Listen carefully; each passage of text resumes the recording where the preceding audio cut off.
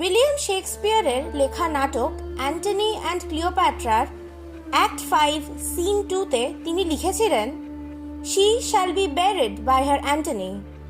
No grave upon the earth shall clip in it. A pair so famous." অ্যান্টনির সাথে চিরনিদ্রায় থাকা মহিলাটি হলেন প্রাচীন মিশরের সর্বশেষ রানী ক্লিওপ্যাট্রা। খ্রিস্টপূর্ব 69 সালে জন্ম ক্লিওপ্যাট্রা নিজেকে টলেমিক রাজবংশের ও রোমান রিপাবলিকের সমাপ্তির সময়তে পেয়েছিলেন।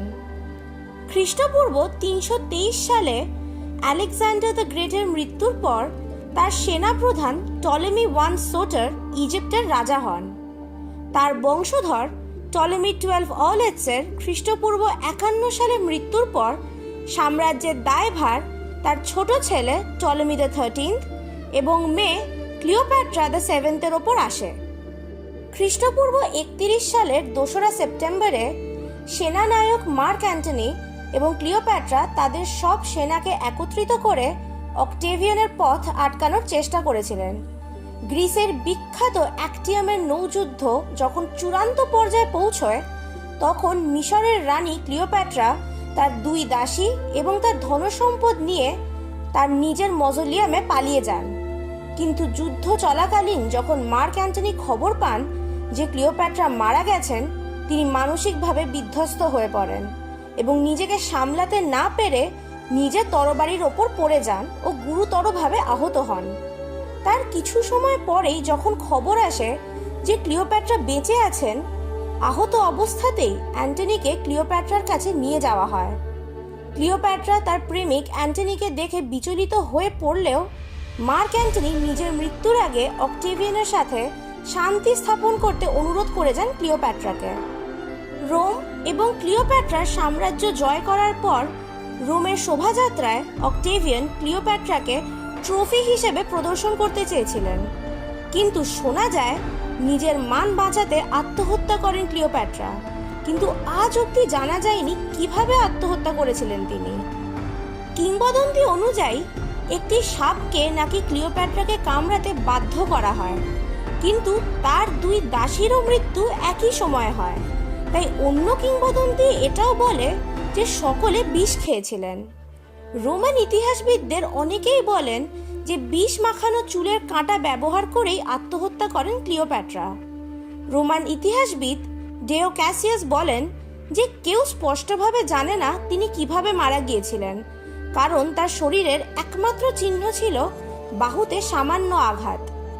অনেকের মতে জলের পাত্রে বা সম্ভবত কোনো ফুলের মধ্যে লুকিয়ে নিয়ে আসা হয়েছিল একটি বিষাক্ত সাপকে, যার কামড়ানোর পরেই মৃত্যু হয় ক্লিওপ্যাট্রার। অন্যরা বলে যে চুলের খোপায় যে কাঁটা বাঁধতেন ক্লিওপ্যাট্রা, ওতে বিষ মাখিয়ে রেখেছিলেন তিনি নিজেই, যার সামান্য অংশ দেহে গেলে ব্যথাহীনভাবে মৃত্যু হতে পারে। ক্লিওপ্যাট্রার আত্মহত্যার পর তার সম্পত্তি আর মৃত অ্যান্টনিকেও একই সমাধিতে সমাহিত করা হয়েছিল। সৌন্দর্য যার পায়ের কাছে মাথা নত করে থাকে, সেই ক্লিওপ্যাট্রা জীবন এবং মৃত্যু উভয়ই রহস্যে ঘেরা ছিলেন। 22 বছর ধরে রানী হওয়া সত্ত্বেও রোমান সাম্রাজ্যের প্রথম সম্রাট অক্টেভিয়ান, যে পরে অগাস্টাস নাম নেন, নিজের আত্মজীবনীতে ক্লিওপ্যাট্রাকে রানীর মর্যাদা দেননি এবং রোমান সাম্রাজ্যের স্থাপনার পেছনে ক্লিওপ্যাট্রার অবদান মাত্র 2টি অধ্যায়ের জন্যই স্বীকার করেন।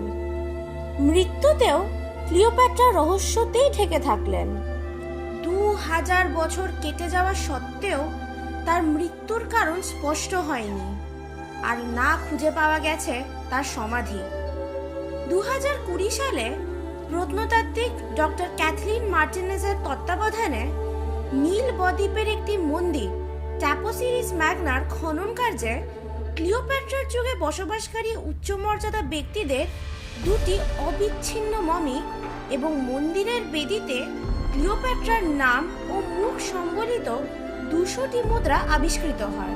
2022 সালে আলেকজান্ড্রিয়ার ঠিক পশ্চিমে 4281 ফিট দীর্ঘ একটি টানেলের সন্ধান পাওয়া যায়। এই দুটো আবিষ্কারই প্রত্নতাত্ত্বিকদের জন্য অত্যন্ত গুরুত্বপূর্ণ প্রমাণ হয়ে উঠেছে, কারণ তাদের অনুমান যে ওই টানেলটি ক্লিওপ্যাট্রার সমাধির দিকেই গেছে।